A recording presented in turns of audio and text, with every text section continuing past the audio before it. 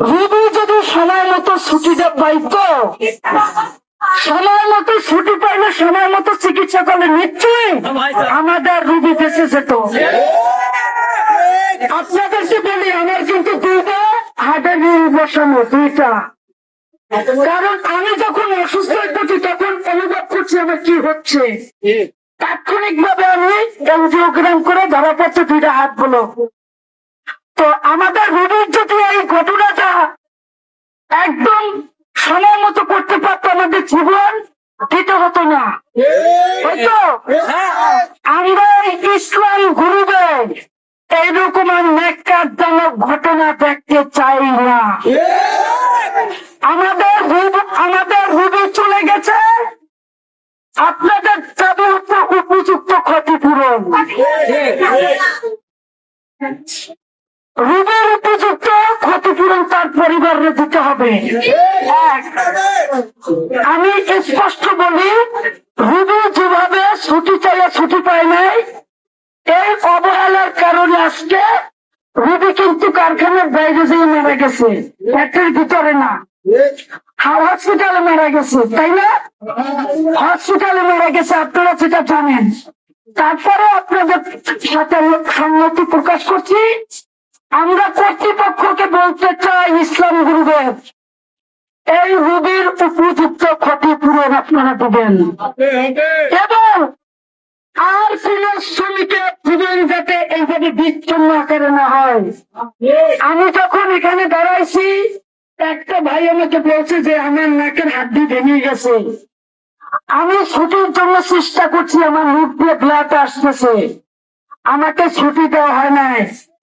ও অনেক চেষ্টা করেছে। এই খামখেয়ালি পানি আপনারা বন্ধ করুন। যদি বন্ধ না করেন তাহলে পরিণতি তীব্র থেকে তীব্র আকারে চলে যাবে। এই অর্থনীতি বাংলাদেশের অর্থনীতি সবাই রেখেছে কারা? এই গার্মেন্টস সেক্টরের শ্রমিকরা।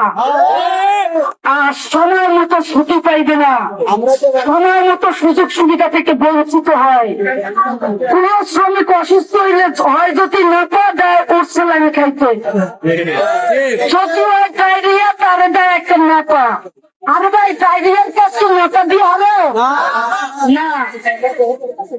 একদম স্পষ্ট আইডিয়া আছে, প্রতিটা ফ্যাক্টরিতে এমবিবিএস ডাক্তার রাখতে হবে। সেই এমবিবিএস ডাক্তার প্রাথমিকভাবে চিকিৎসা করবে। যদি সে সুস্থ বোধ করে, ওকে তারপরে তার সুস্থ হওয়ার জন্য ছুটি দিতে হবে। আর যদি সেই এমবিবিএস ডাক্তার বলে যেখানে হবে না, তাকে বাইরে নিতে হবে, সে বাইরে চিকিৎসা করাবে।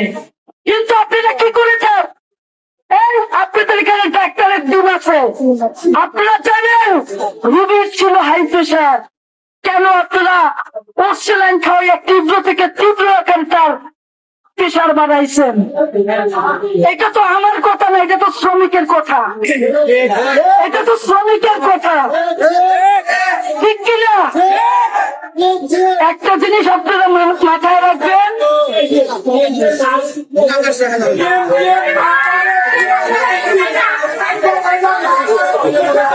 আচ্ছা এইবার আসেন, এই শুনেন,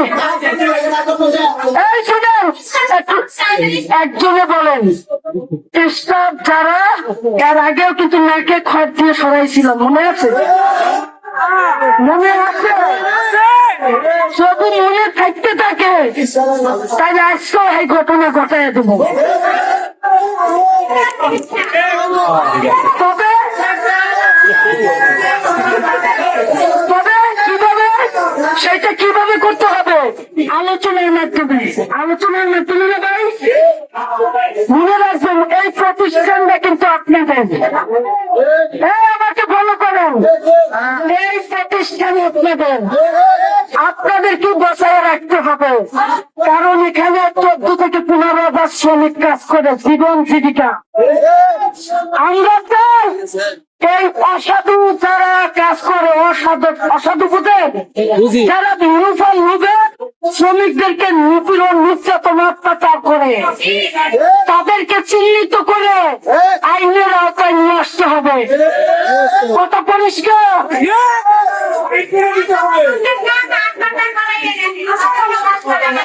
আচ্ছা, আমরা জানি 23 সালে মজুরি বৃদ্ধি পাওয়ার পরে 12,500 হওয়ার পরে কি পরিমাণ প্রোডাকশনের চাপ, এগুলো আমরা জানি ভাই, এগুলো বলা লাগবে না, আমরা ভালো করে জানি। এখন আমাদের মূল সমস্যা কোনটা আপনাদের দাবিনামা কই? কালকে যে দাবিনামা ছিল সেটা কোথায়? দাবিনামা কোথায়?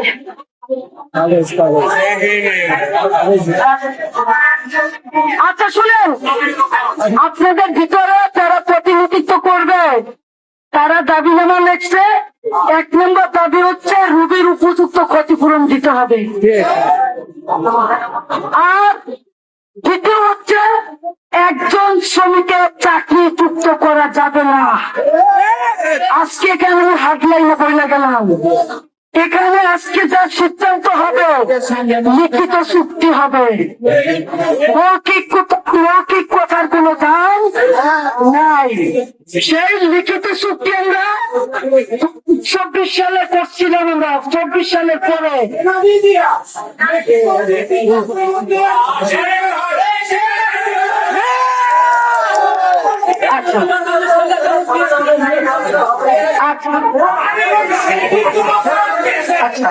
আচ্ছা, আমার এই ভাই বলছে, শুনেন এই ভাই বোনেরা শুনেন, একটু শুনেন, কথা শুনেন।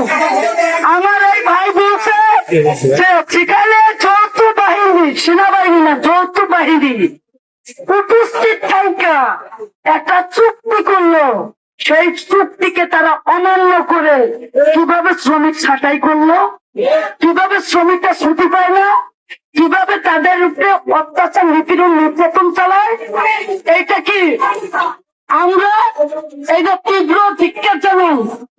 এই দাবিগুলো দাও। কি দিচ্ছে? 1 নম্বর দাবি হচ্ছে PM মামুনকে সকল শ্রমিকদের কাছ থেকে ক্ষমা চাইতে হবে। মেডিকেলের সকল স্টাফদেরকে অপসারণ করতে হবে। মেডিকেলে যারা আছে তাদেরকে অপসারণ মানে চাকরি থেকে বরখাস্ত করতে হবে। 3 নম্বর HR ম্যানেজার শরীফ সাহেবের কি লাগছে? অসাধারণ নাকি? এটা কি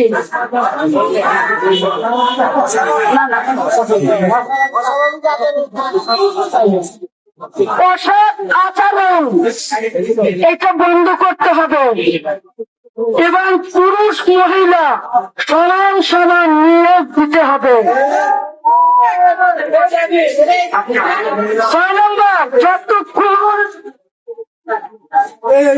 অফিস চলবে ততক্ষণ ডাক্তার থাকতে হবে, যতক্ষণ পর্যন্ত কারখানা চলবে ততক্ষণ ডাক্তার থাকতে হবে। এরপরে আছে 7 নম্বর এইসব একদিন সাহেব আপনার অপসারণ চাই এবং কাটিং এর ম্যানেজার কোন মজুমদারের অপসারণ চাই। আমাদের শ্রমিকদের জন্য একজন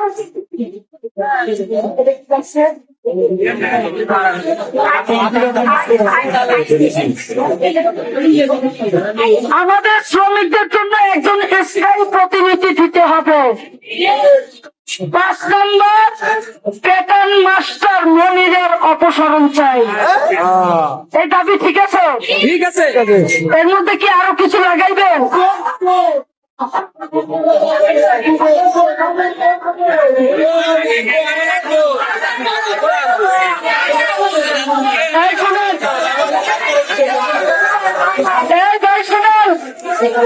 কথা বলতে দেন, কথা বলতে দেন। আমরা সারাদিন ভাই আপনাদের যদি কোনো আরো কিছু এক করা লাগে এক করে নেন, আরো যদি এই কাগজে কিছু থাকে লিখে নেন।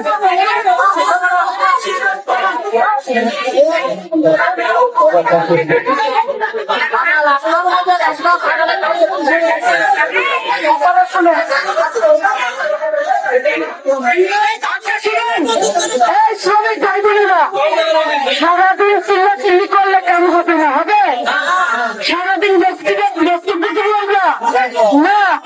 আপনাদের কাছ থেকে আপনাদের কি কি দাবি, এই কথা শুনুন। ও মাইক কি বন্ধ করছে? মাইক কি বন্ধ করছে? তাহলে আপনাদের দাবিটা আবার পুনরায় কি করেন, পুনরায় আবার লেখেন। আপনাদের দাবিটা পুনরায় আবার করেন।